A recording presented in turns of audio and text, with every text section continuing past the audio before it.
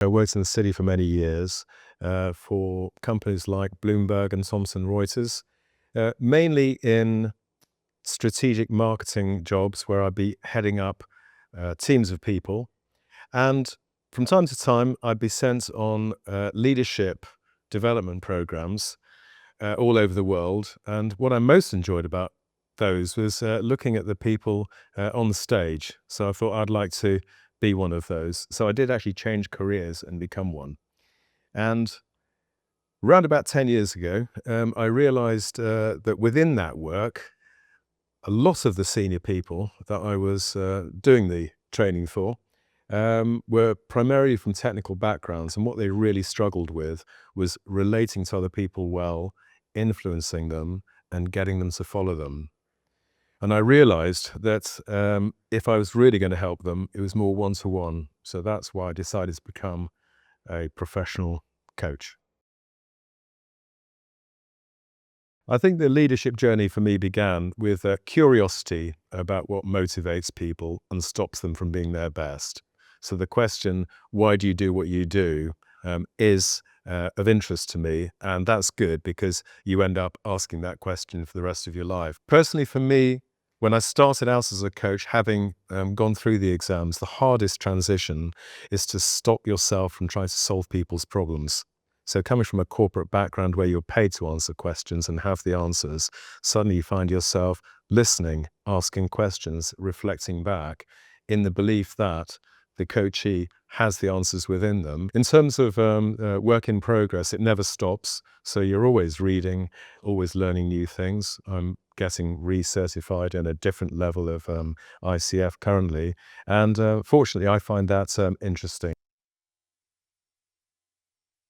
I can be very flexible in terms of my coach approach, depending on the person in front of me and their situation. But typically, I'd start off with a personality diagnostic that produces a report that helps the other person see how other people see them. So that's a great catalyst for the first session when you're setting goals. And then I'll ask them 4 questions, which is, where are you now? Where do you aspire to be as a leader? What needs to shift to take you there? And why do you do what you do beyond pay and rations?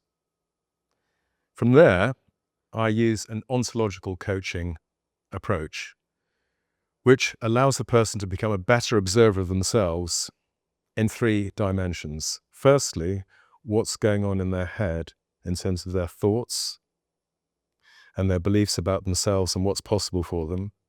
What emotions come along with that? And how do they experience all of that in their body? And I, as a coach, I'm looking out for inconsistencies here that makes that incoherent and stops them from moving forward and being the leader they want to be. Occasionally, I will go into mentoring because I have a corporate background. So I can visit it, but I don't live there. And by that, I mean I have models, techniques, skills, and stories from my own experience, which I can share at a relevant time. But I've got to be very careful around that I don't overplay that, because then you need to move back into the coaching mode. So my go-to book that I return to often and recommend to others is The Power of Now by Eckhart Tolle. And basically what he's saying is that we need to stop thinking in order to achieve happiness, fulfillment, and a degree of sanity in this world. So what he says is that the cause of our problems is actually incessant negative thinking. So getting out of that helps us in this world. Great book. The one that I've just downloaded actually is by Brené Brown. It's called Imperfect. And she's very good at reminding us that we don't have to be perfect and we don't have to have all the answers. So that's right up my street. So I think that the biggest challenge which I see leaders facing currently is devising coping mechanisms for themselves and their teams as the working world becomes more complex, more ambiguous, and there's a lot of fear, uncertainty, and doubt. So it doesn't feel good often in the workplace, and yet they have to get things done. The leaders have to play to the strengths that they're hard for, as well as spinning a lot of plates. So coaching allows them a little time away from the day-to-day, from the detail, in order that they can get out on the balcony and see what's going on the battlefield below, and also to reflect on their own performance and the levers of their own performance in terms of how they're thinking about this, what emotions are coming with that, how they're experiencing this in their body, and how all of that can come together to create a different way of being when they're in front of people that they're trying to influence and get those people to follow them. I think the breakthrough came for me when I was coaching someone and they reported that they wanted to grow at work, and yet they felt very constricted and they didn't feel deeply rooted.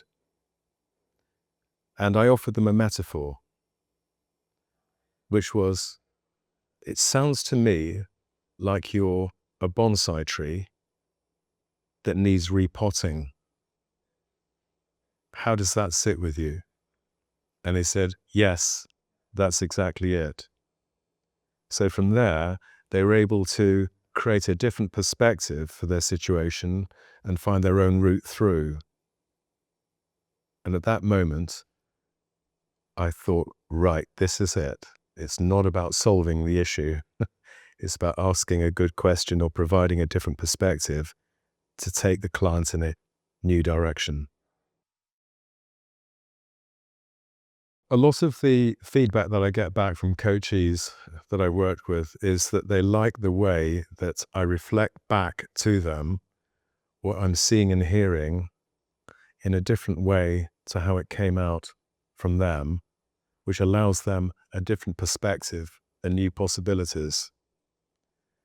Quite often, I'm reflecting back an incoherence in between what they're saying and how they're coming across. For me, having a corporate career before coming to coaching is very useful because it gives me context and empathy for the person that I'm coaching. And it can be a very good ticket to the game when somebody meets you for the first time and they realize that you have worked within a large organization where there's politics, different dynamics at work, constant change, and unhappy people, including yourself for some reason. So, very useful as a starter. And sometimes I will use mentoring during the coaching process. For example, recently there was somebody I was coaching who wants to know how to speak more strategically. So I have a model and a technique and skills for that. Some specific stories, and we practice it together, and the coachee found that very helpful for a senior meeting that they're going into the next day.